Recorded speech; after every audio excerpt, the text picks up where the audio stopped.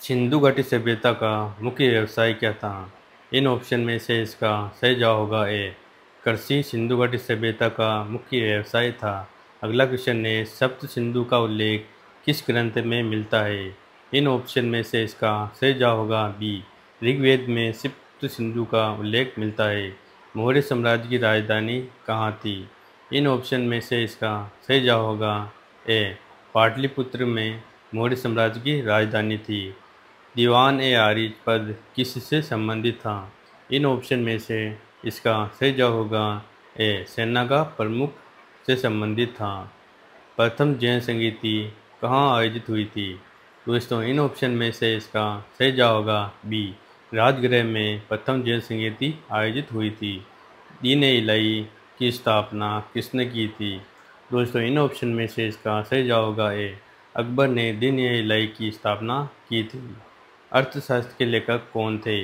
इन option में से इसका सही जवाब होगा बी। कौटिल्य ने अर्थशास्त्र की रचना की थी।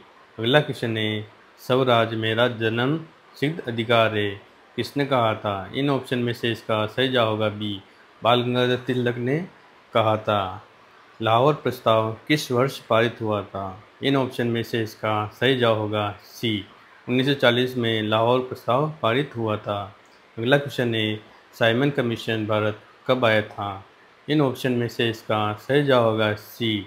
1928 को साइमन कमीशन भारत आया था।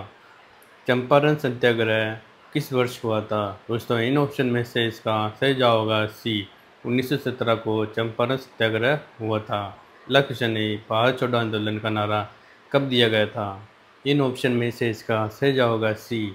1942 को भारत छोड़ो आंदोलन का नारा दिया गया था। अलीगढ़ आंदोलन का नेतृत्व किसने किया था? इन ऑप्शन में से इसका सही जवाब होगा ए।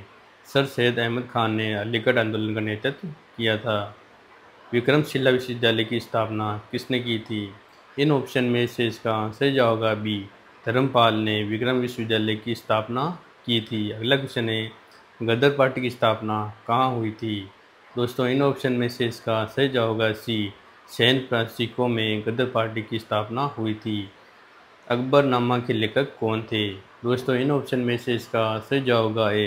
अबुल फजल अकबरनामा के लेखक थे। दोस्तों, अगला क्वेश्चन है, स्वराज पार्टी की स्थापना किसने की थी? दोस्तों, इन ऑप्शन में से इसका सही जवाब होगा बी। मोतीलाल नेहरू और चिंतन रंजन दास ने स्वराज पार्टी की स्थापना की थी। नालंदा विश्वविद्यालय को किसने जलाया था? इन ऑप्शन में से इसका सही जवाब होगा ए। बख्तियार खिलजी ने नालंदा विश्वविद्यालय को जलाया था। अगला क्वेश्चन है, सुभाष चंद्र बोस ने आज़ाद हिंद फौज का गठन कहाँ किया था? दोस्तों, इन ऑप्शन में से इसका सही जवाब होगा सी। सिंगापुर में आज़ाद हिंद फौज का गठन किया था। इल्बेरीत का सिद्धांत किससे संबंधित है? दोस्तों, इन ऑप्शन में से इसका सही जवाब होगा डी। न्याय प्रणाली से संबंधित है। दोस्तों, अपना अगला क्वेश्चन है, किस शासक ने दिल्ली सल्तनत में पहली बार चांदी के टका जारी किया था? दोस्तों, इन ऑप्शन में से इसका सही जवाब होगा ए। इल्तुतमिश ने जारी किया था। अकबरनामा और आईन अकबरी किसने लिखी थी? दोस्तों, इन ऑप्शन में से इसका सही जवाब होगा ए। अबुल फजल ने ये ग्रंथ लिखे थे। अगला क्वेश्चन है, 1857 के विद्रोह में कानपुर के नेता कौन थे? दोस्तों, इन ऑप्शन में से इसका सही जवाब होगा बी। नाना साहब 1857 के विद्रोह में कानपुर के नेता थे। अगला क्वेश्चन है, संपूर्ण क्रांति का नारा किसने दिया था? दोस्तों, इन ऑप्शन में से इसका सही जवाब होगा बी। जयप्रकाश नारायण ने संपूर्ण क्रांति का नारा दिया था।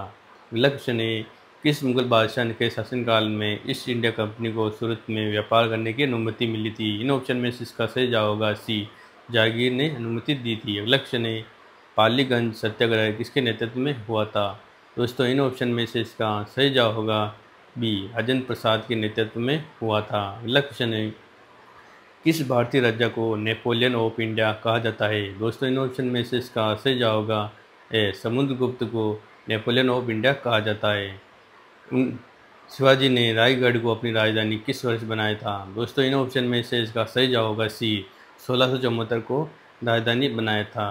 भारत में स्थायी बंदोबस्त किसने लागू किया था? दोस्तों, इन ऑप्शन में से इसका सही जवाब होगा सी।